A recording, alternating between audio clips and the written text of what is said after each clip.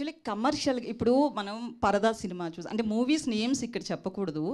Female centric movies ఏవైతే ఉన్నాయో heroine oriented movies వాటిని కమర్షియల్గా తీసుకెళ్ళడానికి చాలా రిస్క్. అది ప్రొడ్యూసర్స్ కావచ్చు, ఎంత మంచి సినిమా అయినా, ఎంత పెద్ద స్టార్ హీరోయిన్ ఉన్నప్పటికీ కూడా.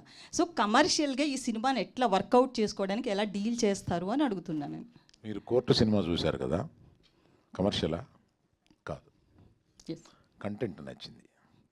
కంటెంట్ నచ్చి కనెక్ట్ అయితే తప్పనిసరిగా చూస్తారని నమ్ముతాం.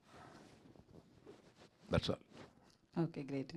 రాహుల్ గారు, సో ప్రజెంట్ ఏదైతే జనరేషన్ ఉందో వాల్యూస్ పరంగా చాలా తగ్గుతుంది అనేది ఇటు ఫ్యామిలీస్ పరంగా కావచ్చు, బయట లవర్స్ అవునా ఎవరైనా కానీ ఉంది, ఆ టాక్ అనేది వినిపిస్తుంది కదా మనకి.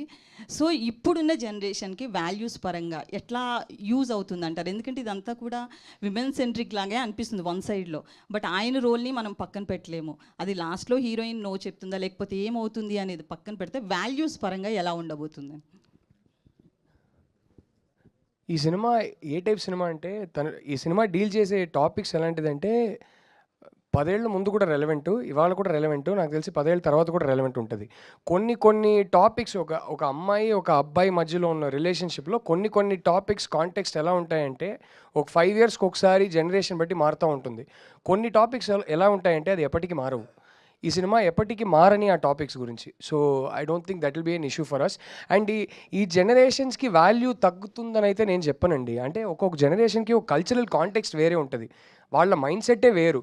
సో మన జనరేషన్లో ఉన్న కొన్ని వాల్యూస్ వీళ్ళకి పోయాయి అనిపించినప్పుడు వాల్యూస్ తగ్గిపోయాయని అనుకుంటాం, బట్ వాళ్ళ మైండ్ సెట్ వేరు. I think we should first make an effort to understand them rather than judge them. So it is a film that doesn't judge this generation at all. It tries to understand them. So sir, Aravind గారు, మీరు అడిగిన దానికి extension చెప్తాను. Question is very good. ప్రతి ఇంట్లోనూ 10 ఏళ్ల క్రితం, 20 ఏళ్ల క్రితం, 10 సంవత్సరాల తర్వాత కూడా జరిగే విషయాన్ని ఇదివరకు మాట్లాడుకునే వాళ్ళం కాదు, ఇవాళ మాట్లాడుకుంటున్నాం. రేపు ఎలుగెత్తి మాట్లాడతాం. ఆ రేపు ఎలుగెత్తి మాట్లాడేది ఇవాళ మేము మాట్లాడుతున్నాం, అంతే.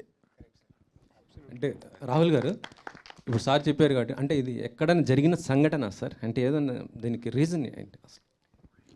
సార్ అంటే నేను హాస్టల్లో ఉన్నప్పుడు ఒక చిన్న ఇన్సిడెంట్ జరిగింది, బట్ దానికి సినిమాకి ఇప్పుడు సంబంధం లేదు. ఆ ఇన్సిడెంట్ అనేది నా కథకి సీడ్ అంతే. అక్కడ నుంచి ఒక థాట్ ట్రిగర్ అయ్యి అది కంప్లీట్లీ ఒక ఇమాజినరీ స్టోరీగా ఫామ్ అయింది. సో ఈ మొత్తం సినిమా ఒక జరిగిన ఇన్సిడెంట్ మీద బేస్డా అంటే కాదండి. సార్ అరవింద్ సార్, మొన్న ట్రైలర్ లాంచ్లో మీరు విజయ్ దేవరకొండ కానీ ప్రీ రిలీజ్ ఈవెంట్కి తీసుకొస్తారన్నారు, కానీ ఈవెంట్ చేయట్లేదు, ఎందుకు సార్?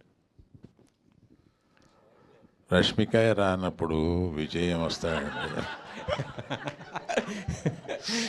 రష్మికకి విజయ్ అలా కాదు కదా సార్, మీరు విజయ్ దేవరకొండ గారు తీసుకొస్తా అని చెప్పారు. Success function తీసుకొస్తామండి.